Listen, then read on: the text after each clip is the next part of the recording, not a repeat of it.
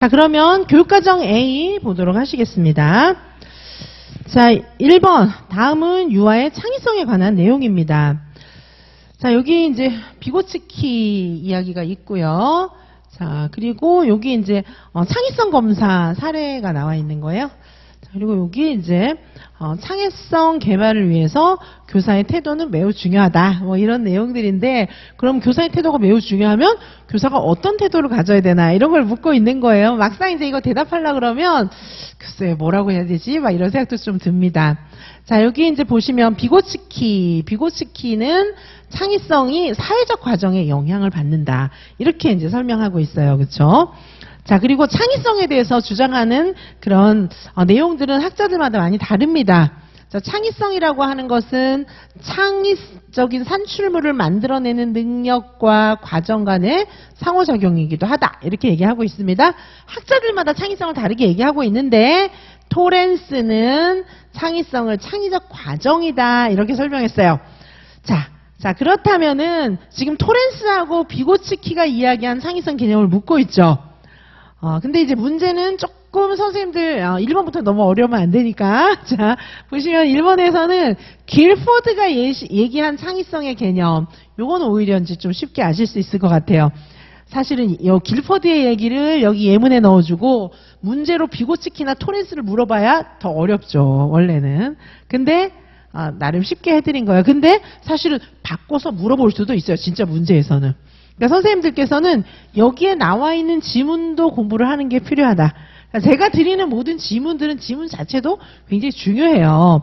자, 그래서 여기 보시면은 비고치키가 이야기한 창의성, 또 그 다음에 여기 토렌스가 이야기한 창의성, 이런 것들은 다 창의적 과정의 중요성을 이야기하고 있는데, 자, 여기 길포드의 창의성 개념은 우리가 사실은 기본서에서 많이 봤어요. 확산적 사고이다. 길포드는 그렇게 이야기하고 있습니다.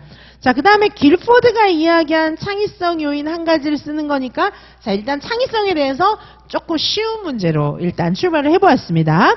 자, 요건 빨리 지나갈게요. 그래서 자, 그러면 지금 여기 길포드가 이야기한 창의성이라고 하는 것은 확산적 사고이다. 이렇게 답을 쓰시면 되겠죠.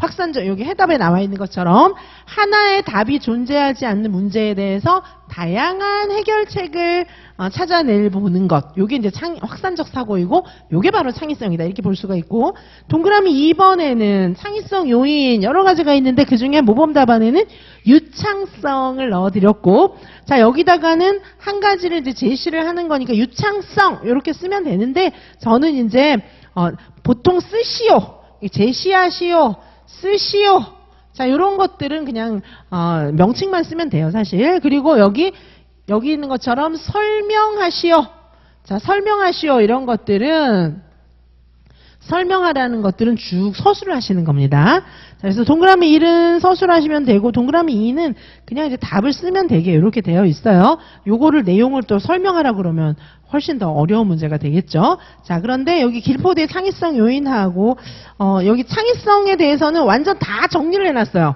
해설 자료에는 뭐 창의적인 그런 기법, 스캠퍼, 시네틱스 뭐 이런 거에 이르기까지 다 정리를 해놨으니까 한번 보실 필요가 있습니다.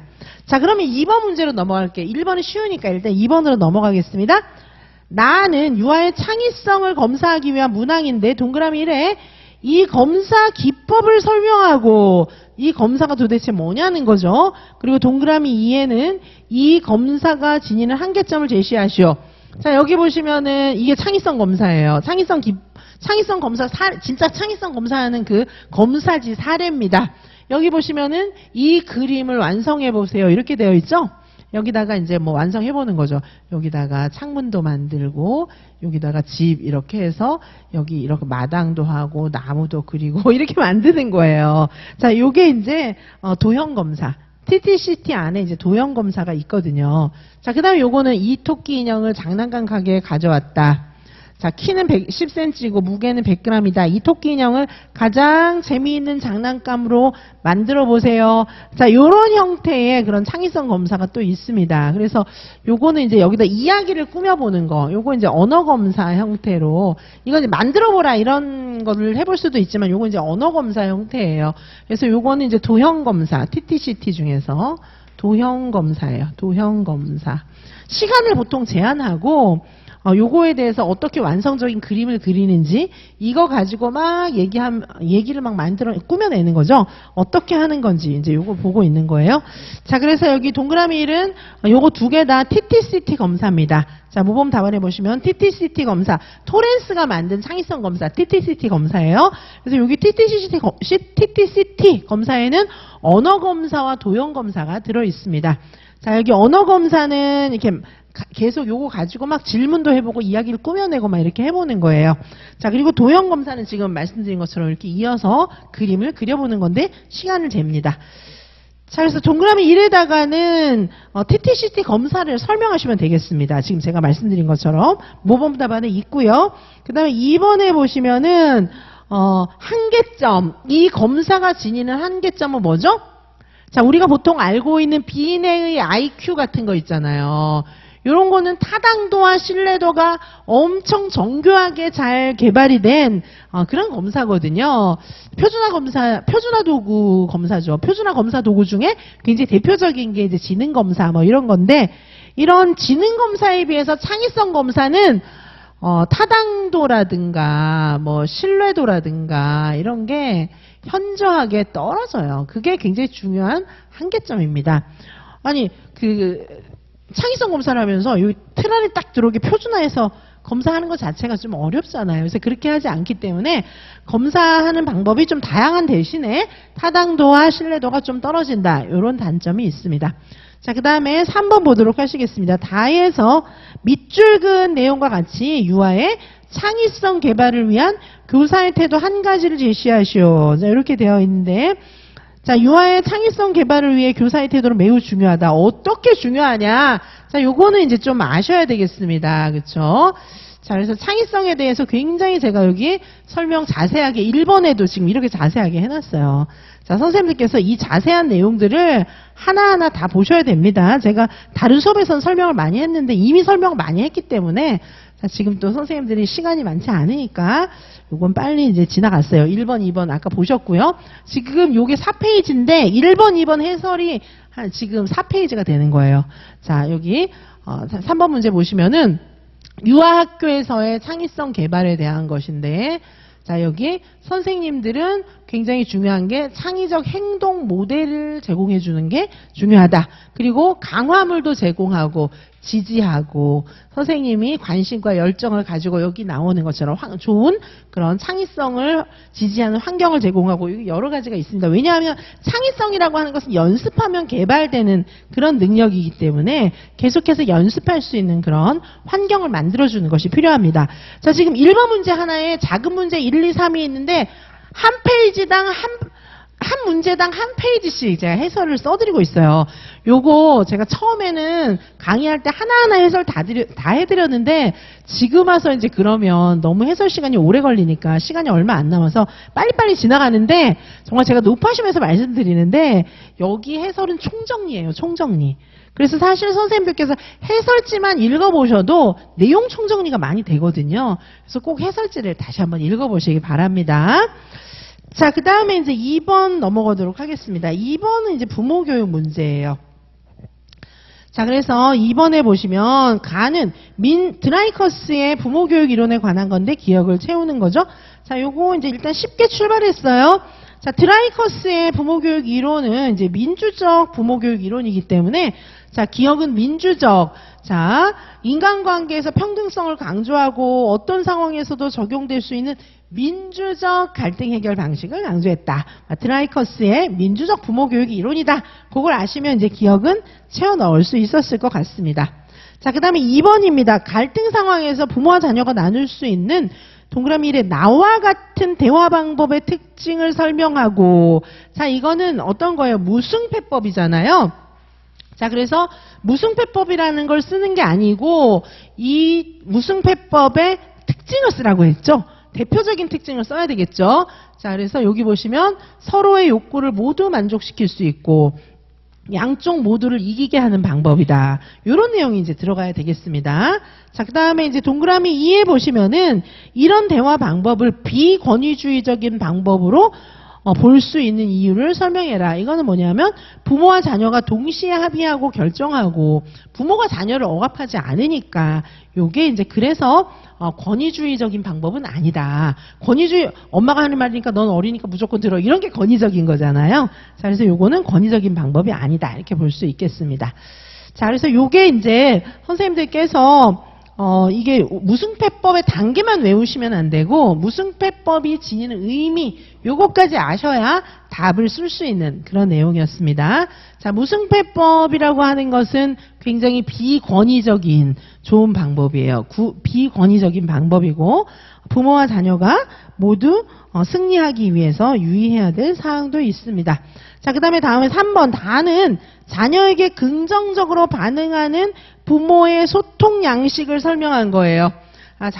자녀하고 잘 소통하는 방법이 이제 굉장히 중요한데, 자, 자녀와 효과적으로 대화하는 방법이 뭐가 있어요? 칭찬과 격려가 있거든요. 자, 이 칭찬과 격려, 자, 요런 걸 잘 사용하면은 아이들의 정신건강이나 자아 존중감이 매우 좋다는 거죠. 자, 그러면 요런 칭찬과 격려가 자녀에게 미치는 영향을 각각 설명하는 겁니다. 자, 칭찬과 격려가 자녀에게 미치는 영향을 요거는 각각 설명해야 되기 때문에 칭찬이 미치는 영향, 격려가 미치는 영향 요걸 이제 설명해야 되는데 칭찬은 어떤 거예요? 칭찬은 아이가 한 거에 대해서 한 행동에 대해서 정확하게 너 이거 되게 잘했어 이렇게 얘기해 주는 거거든요. 자, 그런데 격려는 잘 못했을 때도 격려해 줄 수 있어요. 예를 들면 칭찬은 얘가 시험 되게 못 봐갖고 왔어요. 완전 빵점 맞아갖고 왔는데 어이구 너 공부 잘하네 이러면 지금 나 놀리나? 이렇게 되겠죠. 칭찬은 그럴 때 하는 게 아니에요. 100점 맞아왔을 때 잘했네 이러면 잘했군. 나 기분 좋네. 나 잘했다고 하네. 이러면서도 다음에 못하면 어떡하지? 이런 생각이 들잖아요. 잘했을 때 칭찬해 주니까. 자, 칭찬이고 격려는 빵점 맞았어요. 얘가. 그러면 너 비록 이번 시험은 잘 못 쳤지만 다음에 잘할 수 있어. 그리고 너는 공부 말고 노래도 잘하잖아. 그러니까 요번에 시험 잘 못 봤어도 너무 낙심하지 마. 다음에 잘할 수 있고 그리고 너는 요번에 시험은 잘 못 봤지만 노래를 잘한다는 걸 기억해. 이렇게 얘기해 주는 게 격려예요. 자, 그래서 격려는 얘가 잘 못했을 때도 할 수 있어요. 격려 받으면 어때요? 다음에 시험 못 보면 큰일 나겠구나 이런 생각이 드는 게 아니고 그냥 힘이 나는 거예요. 근데 칭찬은 받아서 기분은 좋지만 다음에 못하면 이제 나 이 칭찬 못 받는구나 은근히 부담이 되는 거예요. 그래서 요 칭찬과 격려의 차이점이 있습니다.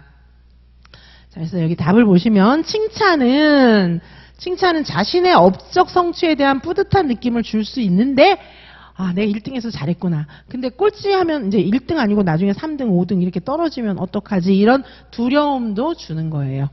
자, 그 대신에 격려는 실패했을 때도 해줄 수가 있어요. 그래서 자녀에게 다시 도전해 볼 수 있는 힘을 줄 수 있는 게 격려입니다. 자, 지금 제가 이게 줄거드린 내용들이 어느 정도 들어가 있어야 답이 되겠습니다. 서술식 답안에서는 핵심이 좀 들어가 있어야 답이 됩니다. 자, 칭찬과 격려의 차이점. 여기 이제 내용을 좀 보시기 바라겠고요. 여기 내용 잘 정리해놨으니까 보시기 바랍니다. 자, 그 다음에 이제 3번으로 넘어가겠습니다. 3번 문제. 자, 3번에 1번 보시면 가에서 레지오 에밀리아 접근법과 프로젝트 접근법의 공통점이 나타나 있어요. 가에 나타난 두 접근법의 공통점을 설명하라는 것입니다. 사실 이제 레지오 교육법하고 여기 프로젝트 접근법하고는 굉장히 중요한 공통점이 있어요. 자, 여기 보시면은 레지오 에밀리아. 자, 레지오 에밀리아의 프로젝트의 발현이 사실 레지오 접근법에서 굉장히 강조하는 것이다. 이렇게 얘기를 하고 있거든요. 자, 레지오 접근법 안에 프로젝트가 들어가 있어요. 그런데 프로젝트와 레지오의 차이점은 뭐냐 하면은 우리가 프로젝트 접근법에서는 처음에 도입 단계에서 요 주제망 짜고 이러는 걸 교사들끼리 합니다. 아이를 데리고 하지 않아요. 그런데 레지오도 프로젝트예요. 왜냐하면 계속해서 표상, 재표상, 표상, 재표상 이런 식으로 뭔가를 만들어 가잖아요. 그래서 레지오도 프로젝트 접근법에서 쓰는 방법을 쓰는 것은 사실이지만은 레지오 접근법 같은 경우에는 처음부터 아이들하고 함께 여러 가지 방향을 정해 나가고 있습니다. 자, 여기 그래서 답에 보시면 레지오 접근법에서도 공통점은 구체적인 표상화 활동 이런 걸 강조하고 있고 프로젝트 접근법에서도 구체적인 아웃풋, 산출물을 만들어내요. 레지오 접근법에서 전시하잖아요. 기록과 전시가 레지오 접근법의 굉장히 중요한 특징인데 전시로 굉장히 세계적으로 유명해졌거든요. 자, 이렇게 구체적인 표상 활동, 산출물을 강조하고 있다는 특징이 있습니다. 레지오 에밀리아 접근법과 프로젝트 접근법은 모두 유아가 주도적으로 활동하면서 구체적인 표상물이나 산출물을 만들어낸다는 그런 특징이 있다. 이렇게 설명을 할 수가 있겠습니다. 자, 그래서 여기 이제 보시고 해설 자료에도 보시면은 자, 레지오 접근법은 발현적인 교육과정을 운영하고 있어요. 그래서 강제로 뭘 하는 게 아니에요. 발현이 중요하기 때문에 프로젝트 접근법을 접목했지만 교사들끼리 이야기하는 게 아니라 아이들의 발현을 중요한 주제로 삼고 있습니다. 자, 나선형 교육과정이고 상징화 주기를 점점 표상, 재표상, 표상, 재표상 이렇게 해나가면서 표상을 심화시켜 나가는 나선형 교육과정입니다. 자, 표상 활동을 통한 학습과 상징화 주기를 운영하고 있습니다. 자, 표상과 재표상을 통해서 점점점 왜 자꾸 표상하는 거죠? 아이들한테 밑줄 긋고 너 이거 외워 이렇게 가르칠 수가 없잖아요. 예술 활동을 통해서 표상해보는 거예요. 그 과정을 통해서 점점점 깊은 사유의 과정에 이르도록 하는 거예요. 자, 그래서 페스탈로치나 이런 사람들은 감각을 통해서 사유에 이뤄야 한다고 얘기했지만은 레지오 접근법에서는 예술적인 표상을 통해서 사유에 이르도록 도와주고 있는 것입니다. 자, 그래서 상징화 주기라는 말을 쓰고 있어요. 자, 그래서 답은 뭐 이렇게 간단하게 내실 수 있을 것 같아요. 제 강의를 들었던 선생님들이라면 레지오나 프로젝트가 다 구체적인 표상물을 만든다는 거예요. 구체적인 산출물을 만든다. 이런 중대한 강조점이 있는 것이 두 교육 방법의 중요한 공통적인 특징이 되겠습니다. 자, 이 기회에 선생님들께서 레지오 에밀리아 접근법을 좀 잘 기억해 주시고요. 자, 프로젝트는 구성주의를 공부하는 그런 학자들이 굉장히 좋아하는 수업 방법이에요. 프로젝트 선생님도 그냥 흘려버리고 지나갔을지도 모르는데 사실은 이 프로젝트식 수업은 너무 중요한 거예요. 왜냐? 구성주의를 지지하는 교수들이 굉장히 좋아하는 방법이거든요. 자, 그래서 프로젝트 접근법에 의해서 평가하는 거, 프로젝트 스펙트럼 평가도 있잖아요. 자, 프로젝트 접근법은 이게 왜 중요할까요? 4차 산업사회에 적합한 공부 방법이에요. 왜냐하면 대충 알고 뭐 그냥 머리로만 알고 지나가고 이런 거는 실제로 창의적인 어떤 아웃풋을 만드는데 전혀 도움이 안 돼요. 근데 프로젝트 접근법에서 진짜 뭘 해보거든요. 진짜 만들어서 이렇게 아웃풋, 가시적인 아웃풋을 딱 내야 돼요. 그게 프로젝트 접근법이에요. 자, 그런데 대충 알아서 됩니까, 그게? 그리고 어떻게 합니까? 협동학습을 통해서. 비고츠키가 얘기했잖아요. 협동학습이 중요하다고. 협동학습을 통해서 보통은 프로젝트 수업은 협동학습을 통해서 같이 진행을 하게 됩니다. 자, 그래서 이 프로젝트 접근법에서 굉장히 중요하게 생각하는 것은 협동학습을 통해서 같이 뭔가를 만들어가는 거예요. 자, 그러다 보니까 이 프로젝트를 하려면 같이 협동해야 되지요. 그렇죠? 협동을 해야 되죠. 그리고 또 협동뿐만 아니라 분명히 뭔가를 구체적인 산출물을 만들어내야 돼요. 자, 구체적인 산출물을 만들어내는 건 대충 알아서 안 되죠. 정말 정확하게 알아야 돼요. 그리고 서로 협업을 해야 됩니다. 협동학습을 통해서. 자, 이런 방법이 구성주의에서 굉장히 중요하게 생각하는 거예요. 자, 교사와 유아의 상호작용도 굉장히 중요합니다. 자, 하나의 공동체로서의 경험이 필요합니다. 그래서 요거는 현실적인 어려움을 극복해 나가는 그런 과정이 꼭 들어가야 되는 거예요. 프로젝트 수업에서는. 그래서 이 프로젝트 수업은 구성주의적이면서도 4차 산업사회하고도 깊은 관련이 있는 그런 굉장히 중요한 지식을 유아들에게 만들어준다. 이런 의미가 있습니다. 자, 그래서 프로젝트 접근법이 의외로 되게 중요하고 굉장히 좋은 수업 방법이다 보니까 레지오에서 이걸 쓰고 있겠죠. 자, 그 다음에 다음 문제 보도록 하시겠습니다. 자, 이번에 나와 같은 몬테소리 프로그램에서 초보적 학문훈련으로 확장되는 3단계 교수법을 쓰고 동그라미 2에다가는 초보적 학문훈련 한 가지를 제시하시오 이렇게 되어 있는데, 자, 몬테소리 교수 방법은 3단계 교수법입니다. 요건 이제 외우셔야 되는 거예요.